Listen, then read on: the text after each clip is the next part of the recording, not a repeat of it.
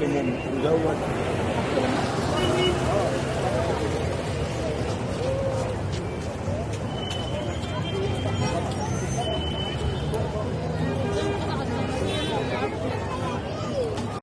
seemingly ordinary Chinese woman in the picture has a clean face and plainly dressed.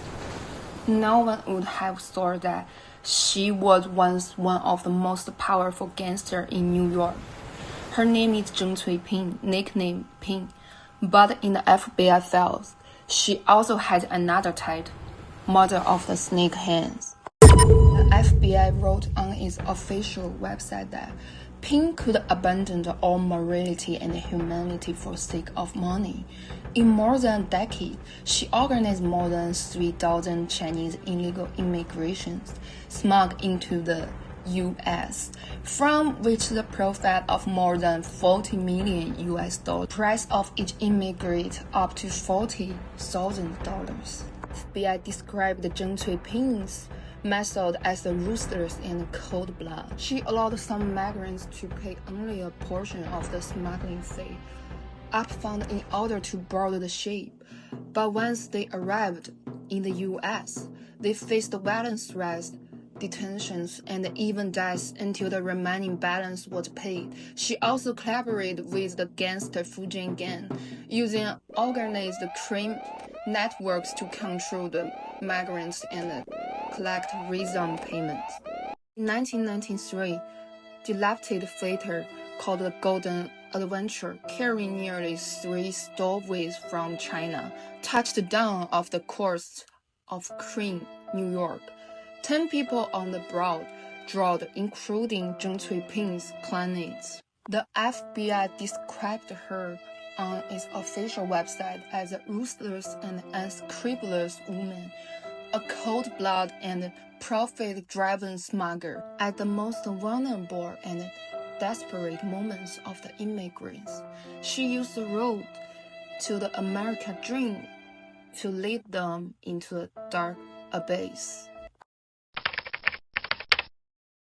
On May 23, 2014, hundreds of black luxury cars and thousands of New Yorkers gathering on the street to attend the funeral of the Chinese woman Zheng Cuiping. Her relatives holding up her portrait, but many still believe she was an outstanding businesswoman, a great philanthropist, a hero, a living bodhisattva who helped those in need.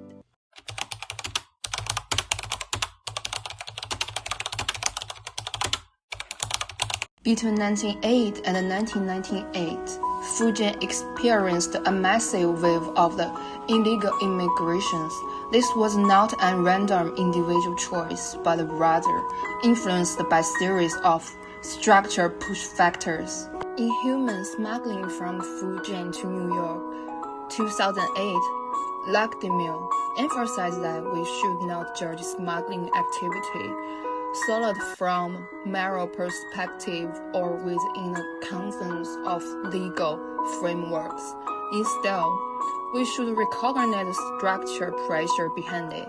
Those structural factors referred to economic, political, and social inequalities that force individuals to resort to extreme immigration paths when no reasonable alternatives are available.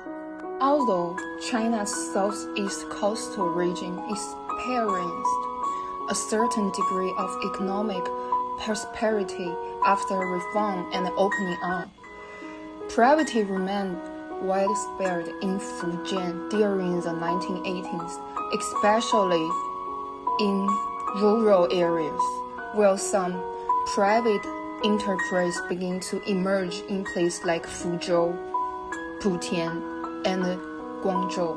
Opportunities were scarce and highly concentrated. Many young people had no access to fair China to upward mobility. As information from abroad gradually reached the rural area, the belief that the U.S. has a strong economy. One person immigrates, the whole family escape poverty, become the mainstream.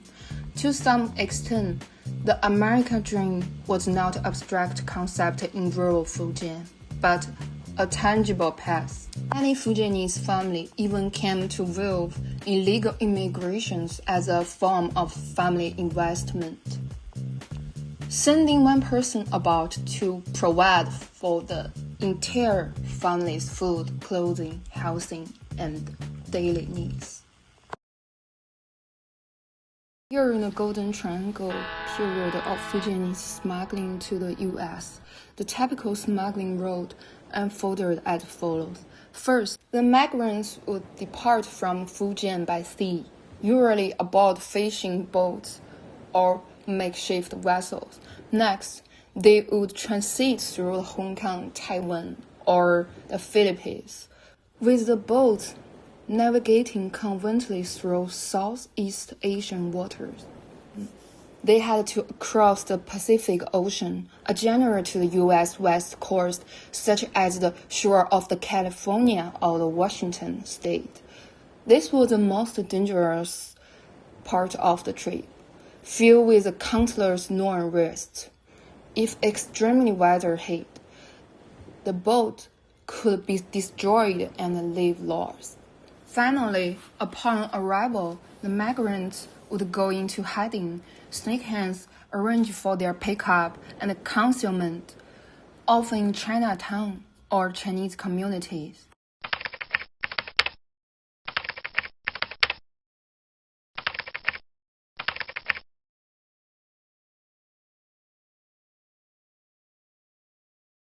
Most migrants left China under heavy debt, what's known as leaving the country in debt, and were required to repay the hand fee within a specified period after arriving in the U.S.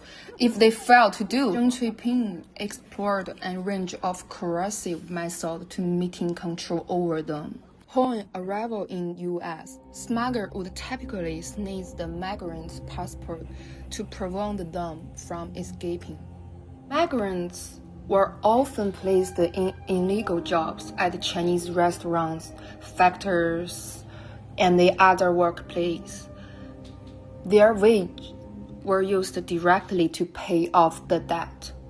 If someone defaulted or attempted to flee, zheng cuiping's network would resort to violence threats, kidnapping, or retaliation against the migrants' family back in China to force compliance. However, zheng cuiping displayed a more maternal or charitable side.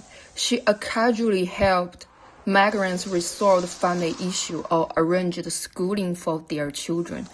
If smuggled migrants' family faced financial difficulties, zheng cuiping would sometimes cover the expenses out of her own pocket. She was known for being both flexible and determined. She would often tell migrants, "You have made it to America. Every inch of land here is worth gold. Life has given you this chance. 1 month's wages in U.S. can equal 2 years' income back China. Seize the opportunity and work hard to make money."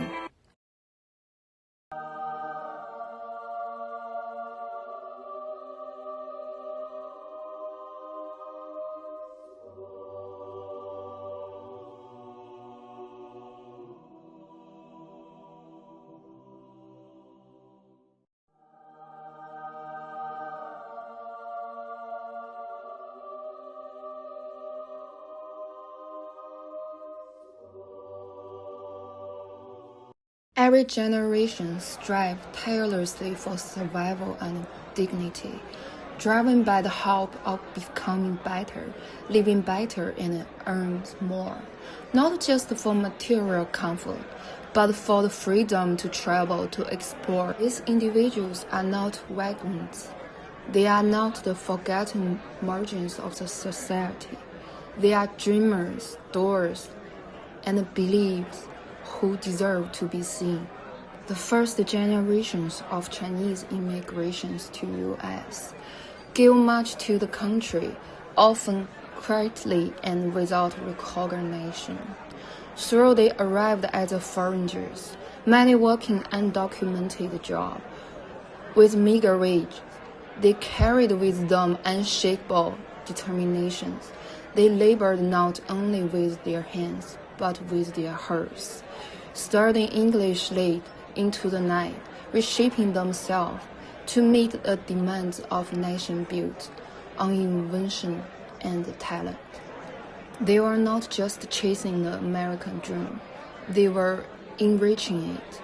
Their genre is not shame, but of resilience, contribution, and silent heroism. In choosing to improve themselves in a foreign land, they belonged not just in America's workforce, but in this story. Ping passed away on April 24, 2014, at the age of 65 in Federal Poison Hospital in Texas, USA. Due to pancreatic cancer, she was sentenced for organizing illegal immigrations and unlimited spent her final days in a foreign land. She was either a purely evil person, not a completely good one. She was a complex individual, one who struggled to survive in the cracks of society. While also changing countless lives, she helped many of her followers, countrymen from Fujian, reach America's soul, allow them to settle, start families, and pursue better life in a foreign land. However, she also broke the law and paid the price for it.